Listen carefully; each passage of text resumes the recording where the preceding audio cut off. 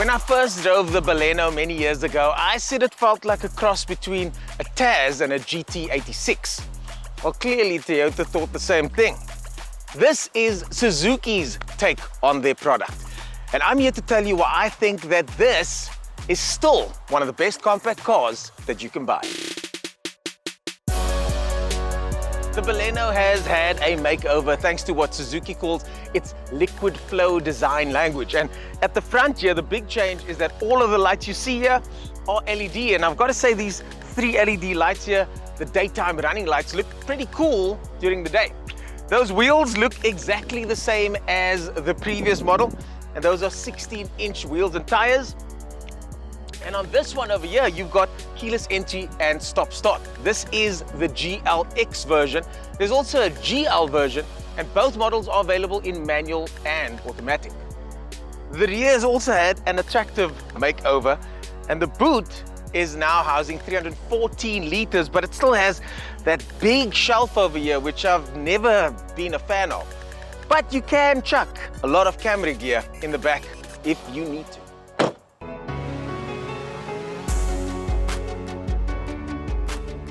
Step inside the familiar Baleno, and it's got this multifaceted dash that can seem a little bit cluttered because it does seem like there's a lot going on here, but in the middle you do get a very nice infotainment system. 7 inches for the GL and 9 inches for the GLX, and on both you get Apple CarPlay and Android Auto.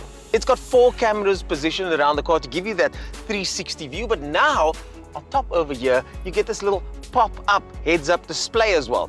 Yes, it's not as nice as some of the more expensive cars that have heads-up display, but it does have a lot of cool modes, and you can check your fuel consumption and even the little RPM bar a la Honda S2000.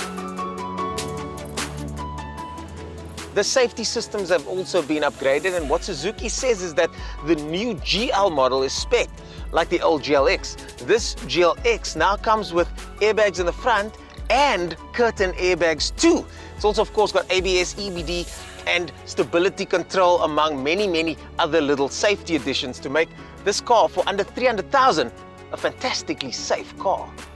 Let's be honest, the Baleno flew under the radar for a little bit until the Starlet came along. Now everybody knows that this is a fantastic car. But let's take it out on the road and see what it's like to drive.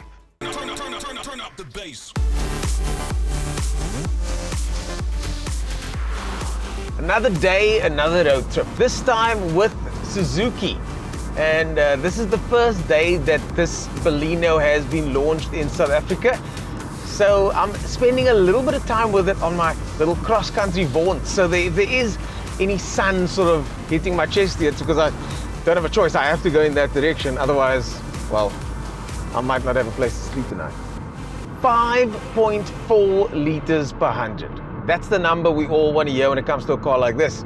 The automatic version gets 5.7, and you'll be glad to know, even with mixed driving, I'm getting 5.6 right now on this very noisy Durban highway.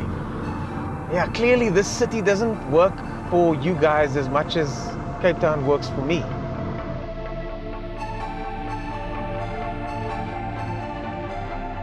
Suzukis have always been known to be economical because of their Lotus-like ethos. Performance through low weight, or in this case, economy through low weight.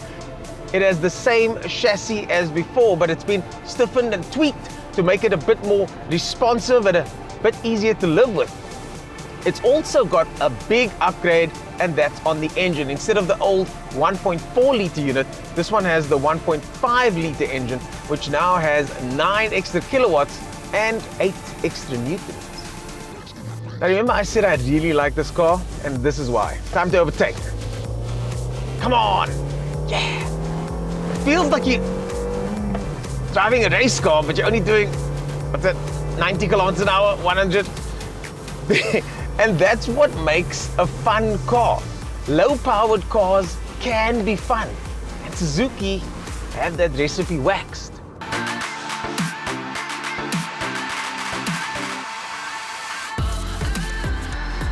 So what makes a low-powered car special? Well, with this one over here, you've got a snappy gear shift that's easy to use.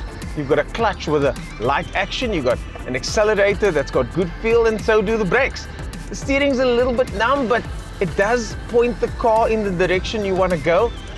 But when you really have fun with this car is when you accelerate through the gears, downshift once or twice, and put your foot down. Come on! There we go. And we're doing 90. And that's what makes these cars so incredible, is that you don't have to go fast to have a good time. It's like things used to be. It's a throwback to simpler times when a young Ernest was getting his learner's license and could only drive his sister's little 66 kilowatt Opel.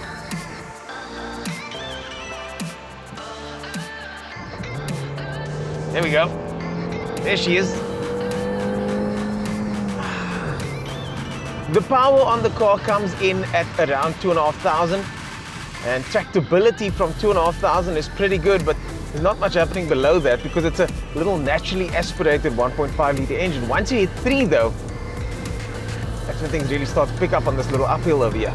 But overall, I do like the feel of the Baleno, albeit it does feel ever so slightly cluttered in here.